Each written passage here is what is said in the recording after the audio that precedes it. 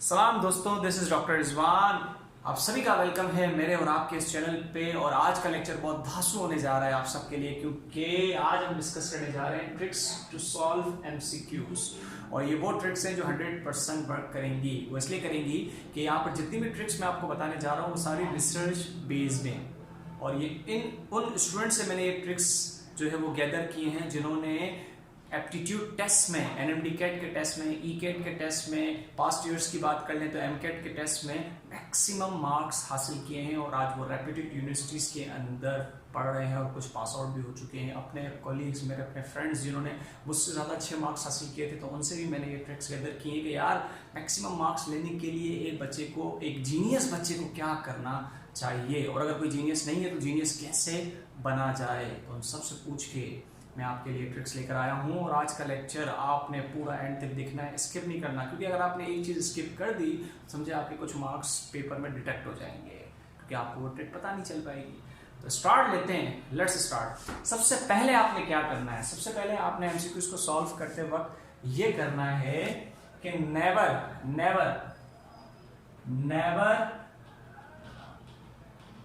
Follow the sequence. आपने sequence को follow नहीं करना। काफी स्टूडेंट्स की ये आदत होती है कि वो सीक्वेंस से चल रहे होते हैं। पहला एमसीक्यू सॉल्व किया, दूसरा किया, तीसरा नहीं आ रहा, उसके पीछे लग गए, इसको सॉल्व करके ही छोड़ेंगे। चौथा नहीं आ रहा, पीछे लग गए, सॉल्व करके ही छोड़ेंगे। अब होता क्या है इस चक्कर में कि आपको नहीं आ रहा और आप उसके पीछे पड़ जाते हैं, फिर भी आपको नहीं आ रहा, तो आप डिप्रेशन का शिकार हो जाते हैं और स्टार्ट में ही आप अपना कॉन्फिडेंस लूज कर जाते हैं। तो ऐसा नहीं करना है। Never follow the sequence. जो आ रहा है, जो ठक करके आ रहा है उसे कर डालो, और जो नहीं आ रहा उसे फिलहाल सॉरी कह दो और कह दो मैं तुझे बाद में देखता हूँ, तो सबर कर। ठीक है, तो सीक्वेंस को फॉलो नहीं करना। जो आ रहा है करते जाओ, जो नहीं आ रहा स्किप करो। ठीक है, और इसी पॉइंट, इसी ट्रिक को मैं एक और ट्रिक के साथ जोड़ूंगा। और वो जो दूसरी ट्रिक है वो ये है कि अटेम्प्ट करना है आपने, अटेम्प्ट करना है आपने एमसीक्यूज को किसमें,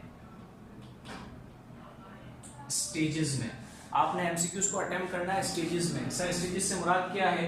तो स्टेजेस से मुराद ये है कि आपने पेपर को 3 स्टेज में डिवाइड करना है। पहला स्टेज, अच्छा आपके पास टोटल 210 मिनट्स होती हैं, तो पहला स्टेज आपका होना चाहिए 60 मिनट्स का, यानी 1 घंटे का।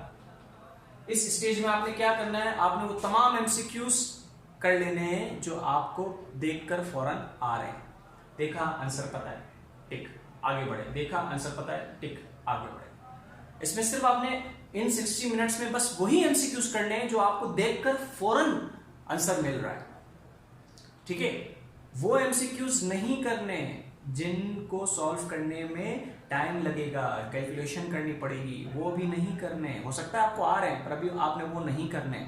ठीक है, अभी सिर्फ वही करने हैं फर्स्ट 60 मिनट्स में जो देखकर डायरेक्ट आंसर आ रहा है। ठीक है, और वो भी तो नहीं करने आपने जो आपको आ ही नहीं रहे। ठीक है, तो वो भी नहीं करने जो नहीं आ रहे। ठीक है, ना कैलकुलेशन वाले करने हैं। फिलहाल आपको वही करना है जो आपको ठक करके आंसर पता है। सेकेंड स्टेज थोड़ा हमारा बड़ा होगा। सेकेंड स्टेज होगा तकरीबन आपका 120 मिनट्स का, यानी 2 घंटे का। इसमें आपने वो तमाम एमसीक्यूज करने हैं जो डायग्रामेटिक हैं। एमसीक्यूज आते हैं ना, बायो में डायग्रामेटिक आते हैं, फिजिक्स में आ जाते हैं, जो कैलकुलेशन बेस्ड एमसीक्यूज हैं। केमिस्ट्री में बात कर लें तो रिएक्शंस वाले एमसीक्यूज हैं। तो उन तमाम को जो कैलकुलेशन बेस्ड हैं, जिसमें टाइम लगेगा, आपको आ तो रहे हैं पर टाइम लगेगा, तो उन एमसीक्यूज को आपने इन 120 मिनट्स में करने हैं, यानी 2 घंटे में उनको कर डालना। बचा कितना सर? बचा अपने पास 30 मिनट्स। अब इन 30 मिनट्स में क्या करेंगे सर? इन 30 मिनट्स में वो करने हैं जो अपने को आ ही नहीं रहे थे। सर इनको कैसे करें, क्या करें इनके साथ ऐसा क्या करेंगे, ये भी हम मैक्सिमम अटेम्प्ट जो है वो कर पाएं और मार्क्स हमें मिल जाए। तो उसके लिए हम आते हैं हमारी तीसरी ट्रिक पे।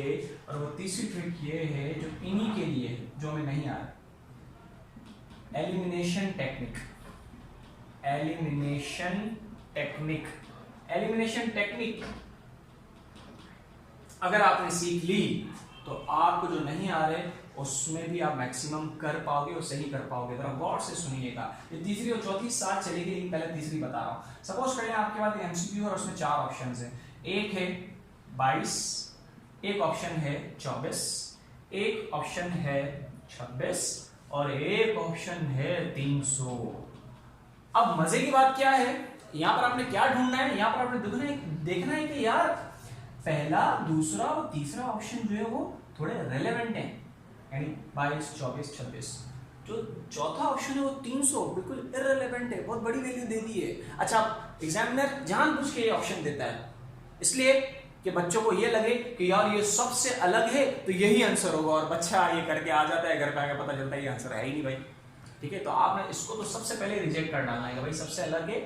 ज्यादातर, ये मैं नहीं कह रहा, रिसर्च के लिए ज्यादातर ये गलत ही होते हैं। अच्छा, बचे कितने सर? 3 में से अब हमारा एक आंसर है, इसको कैसे सेलेक्ट करें? उसके लिए आ जाए चौथी टेक्निक पे, मोस्ट प्रोबेबल ऑप्शन, इनमें से कौन सा ऑप्शन सही होने के चांसेस हैं। तो अब जो बात बताने जा रहा हूं उसको गौर से सुनिएगा, रिसर्च से ये बात साबित है। जितने भी जीनियस स्टूडेंट्स हैं उनसे मुझे यही, मैक्सिमम लोगों से यही पॉइंट कलेक्ट हुआ है कि ज्यादातर हमारे पास एमसीक्यू का जो आंसर होता है वो इन 2 ऑप्शंस में से कोई एक होता है।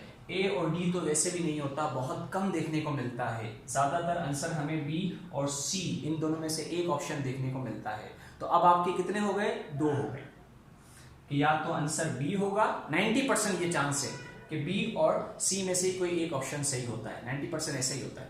तो अब या तो बी सही होगा या सी सही होगा। तो फिर यहाँ पर आप अपना एक एजुकेटेड गैस लगा सकते हैं कि यार इन दोनों में से अब मैं एक अच्छा तुक्का लगा सकता हूँ। पहले 4 थे, तुक्का लगाना मुश्किल हो रहा था, अब 2 हैं तो कम से कम एक अच्छा तुक्का लग तो सकता है। इसे कहते हैं प्रोफेशनल तुक्का, एजुकेटेड तुक्का, ऐसा ही नहीं है ये। ठीक है भाई। अच्छा, अब आ जाते हैं जरा 5वें पे। 5वां मैं आपको डायरेक्ट बता रहा हूँ, उसको अपने बाद आप नोट डाउन कर लें, शाबाश। रिमेंबर डायरेक्ट वैल्यूज क्या है? मिसाल के तौर पे जैसे 1/2 बराबर होता है 0.5 के। तो क्या एग्जाम में अगर मेरे पास न्यूमेरिकल में सिचुएशन आ जाती है कि 1 को 2 से डिवाइड करना है, तो क्या मैं डिवाइड करने बैठूंगा? नहीं, ये तो बेवकूफी है। ये काम मैंने घर पे किया हुआ होगा पहले से कि भाई 1/2 इसी के बराबर होता है, तो डायरेक्ट पुट करूंगा कि 0.5।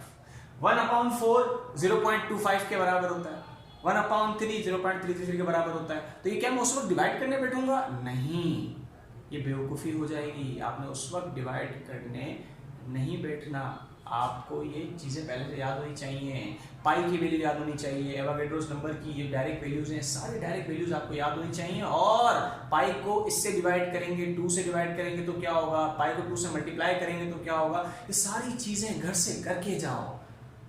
देखिए ना, टीचर्स जब हमें पढ़ाते हैं तो कहते हैं ना, बेटा देखिए ये वैल्यू बड़ी इंपॉर्टेंट है, ये फार्मूला बड़ा इंपॉर्टेंट है, तो उस फार्मूले में चीजें पुट कर करके देखो कि यार इसको इससे डिवाइड करेंगे तो क्या होगा, इतने से डिवाइड कर देंगे तो क्या होगा, रूट ले लेंगे इसका तो क्या निकलेगा। अब क्या वहां पर मेरे पास अगर रूट आता है 11 का, तो उस वक्त मैं रूट निकालने बैठूंगा कि 11 का रूट क्या होता है या 12 का क्या होता है, 13 का क्या होता है? नहीं, ये सारी प्रैक्टिस मैं घर से करके जाऊंगा। और जब प्रैक्टिस होती है ना तो चीजें याद करने की जरूरत नहीं पड़ती, याद रह जाती है।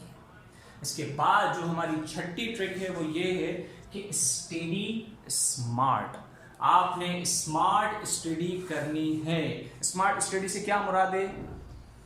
यहां पर आपको एक बिल्कुल नई चीज बताने जा रहा हूं, जो मुझे एक ऐसे स्टूडेंट ने बताई थी जो बहुत ही जीनियस था, और उसमें मैं पर्सनली मानता था कि वो जीनियस है, और भी बहुत सारे। तो कहते हैं, और मैंने भी अपनी लाइफ में बात ऑब्जर्व की है, इतने साल से टीचिंग कर रहा हूँ, कि देखें एक एमसीक्यू जो आपने सॉल्व किया हुआ होता है ना पहले से, एक एमसीक्यू जो आपने पहले से सॉल्व किया हुआ होता है, अगर उसी से मिलता जुलता कोई एमसीक्यू आ जाता है ना तो हम जल्दी सॉल्व कर पाते हैं बनिस्बत उस एमसीक्यू के जो हमने आज तक सॉल्व ही नहीं किया ना, उससे हमारी नजर गुजरी। अगर वो हमारे अचानक सामने आ जाए तो हम सोचते हैं ये क्या पूछा है यार, बात क्लियर हो रही है? तो आपने स्मार्ट स्टडी करनी है और घर पे एमसीक्यूज की इतनी प्रैक्टिस करनी है, एमसीक्यूज की इतनी प्रैक्टिस करनी है, अपना टाइम टेबल इस तरह से बनाना है कि बुक की रीडिंग भी करनी है हमें। और मैंने प्रीवियसली मेरी लास्ट वीडियो इसी के ऊपर थी कि किस तरह से हमें जो अपना सिलेबस मेंटेन करना है, तो वो आप चैनल पर विजिट करके देख सकते हैं, मैं उसका लिंक डिस्क्रिप्शन में डाल दूंगा। फिलहाल मैं आपको ये बताना चाह रहा हूँ कि आपने अपने आप को स्मार्टली लेके चलना है और एमसीक्यूज की इतनी प्रैक्टिस करनी है कि जब एग्जाम में एमसीक्यू आए तो एमसीक्यू पहले हमने सॉल्व किया हुआ हो। बस वैल्यूज चेंज होंगी, थोड़ा सा सिनेरियो चेंज होगा तो वो तो हम फॉरन पिक कर लेंगे, लेकिन पहले से प्रैक्टिस किया हुआ होगा तो सॉल्व करने में आसानी होगी। अगर बिल्कुल ही नया होगा हमारे लिए तो टाइम ज़्यादा लेगा। उम्मीद करता हूँ आज का ये वीडियो लेक्चर आप सबको बहुत धांसू लगा होगा। शेयर तो करेंगे, सब्सक्राइब भी करेंगे चैनल को, और लाइक कमेंट तो बनता ही है। कमेंट क्या करें, मोटिवेशन मिलती है। जैसे आप जब अच्छे से पेपर अटेम्प्ट करेंगे तो हमें मोटिवेशन मिलेगी ये कि हम और इस तरह की वीडियोस बनाएं, और लेकिन कमेंट भी कर दिया करें ताकि पता चले कि हाँ आपको मज़ा आ रहा है, समझ आ रहा है। उम्मीद करता हूँ इस लेक्चर से आप बहुत ज़्यादा इस्तेफादा हासिल करेंगे और लोगों तक भी इसको पहुँचाएंगे। और अगर आपको किसी किस्म की कोई क्यूरी है तो डिस्क्रिप्शन में मेरा व्हाट्सएप नंबर मौजूद है, आप उसे कांटेक्ट कर सकते हैं। बुक्स की डिटेल, एमसीक्यूज कहाँ से प्रैक्टिस करें, सब कुछ मैं आपको बता दूंगा। नेक्स्ट वीडियो लेक्चर में आप सबसे फिर मुलाकात होगी, तब तक के लिए अल्लाह हाफिज़, अपना ख्याल रखिएगा। Thank you so much, good bye.